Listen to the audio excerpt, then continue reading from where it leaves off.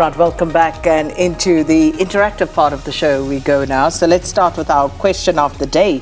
And this is what we are asking you to engage us on this morning. Right, so here we go. This is the question. What are your thoughts on government's decision to increase the salaries of non-senior government workers by 4.7% from the 1st of April 2024? Write to us on X at Morning Live SABC.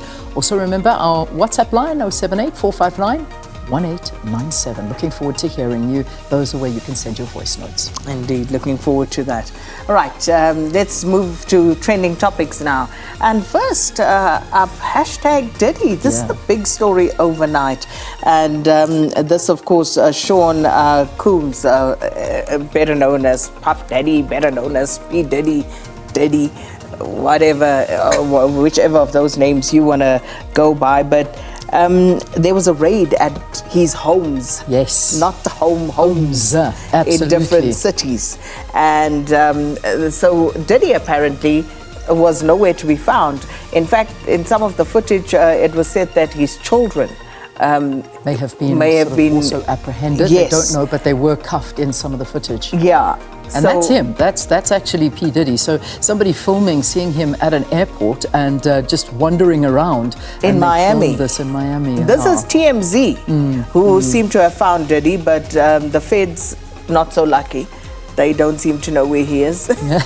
Ask TMZ. Exactly, they found him. But listen, this is an ongoing investigation, and an investigation that is about serious sex crimes, and these are really about child trafficking crimes and all of these things. 54-year-old Diddy, he's had his phones, computers, those were all sieged at the moment, and apparently they are now going to raid as well his New York and Chicago homes. So that's what they're saying, that as much as they've raided these different homes, they are about to do more.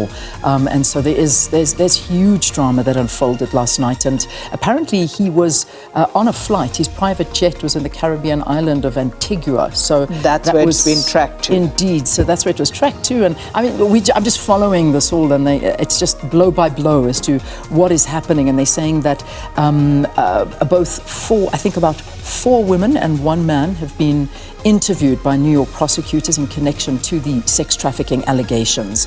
And further interviews are going to be done. So it's quite an advanced stage, and that's what we can tell you at the moment. But it's quite a story unfolding at the moment. So the jet in Antigua, again, apparently, via TMZ, they seem to know everything. But there's no confirmation as to whether Diddy is actually on that jet. Indeed. So, Yeah. So that is happening. Diddy's LA, Miami homes, all being raided. All right, so you'll see that. Diddy, big trending topic at the moment, and a massive story taking place there.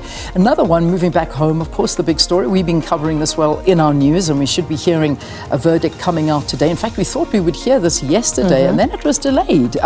So this is the ANC challenging the registration of Umkhonto Wesizwe with the Electoral Commission, and it was postponed. And, we waited yesterday, didn't hear it. The Supreme Court of Appeal in Bloem in the Free State, supposed to hand it down on Monday, and then said no, they were going through certain issues and they would now only do it, I think today, this morning sometime. And the chairman of the court, that was Justice Dumisani Zondo, informed the parties that there were some details that the court was dealing with. What those details are or what's going on, I'm not sure, but we should be hearing something today, or this morning, in fact. We've got our reporter. We'll be crossing to them a bit later on this morning. Kenny Mapanga's on that story. She's on that beat for us. So we'll hopefully get to hear a little bit more about that. So, let's see what happens. The ANC arguing that they were procedural flaws in the way that MK was registered.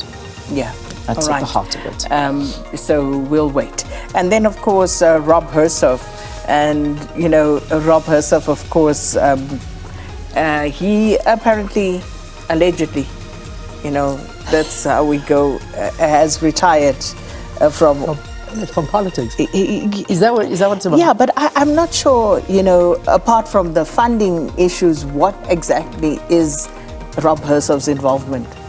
He was so vocal at one stage. Everywhere you turned, he was at a political rally.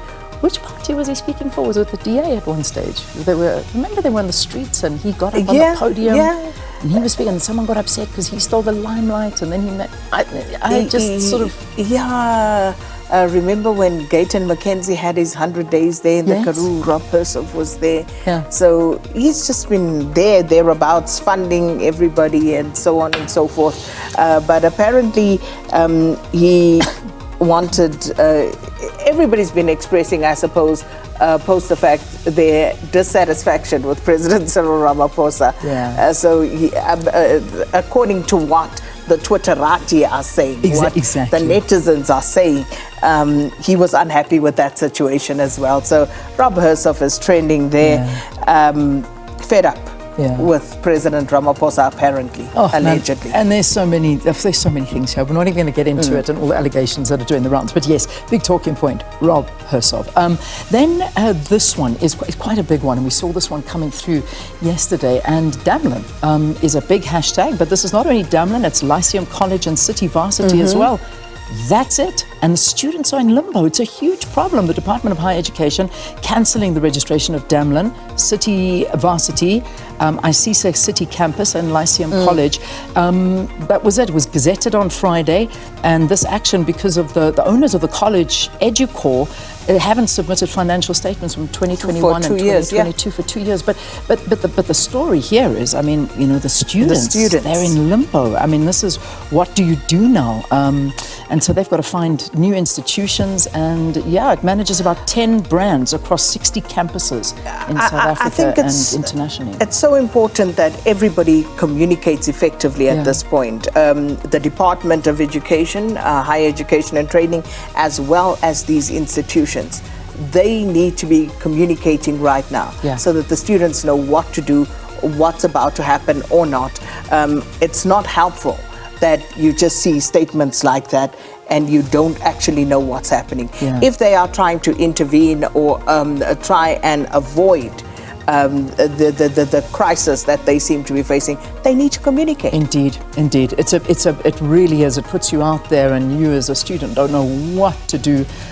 It's not a great situation, but that is the story that's unfolding and what people are talking to right now. So please just keep note, and perhaps we can also get more information. Try and see if we can find some answers for you. All right. Right, that's where we park the trending topics. We need to go to a break. We've got more stories coming your way, and of course, slightly later on, we'll have those newspaper headlines.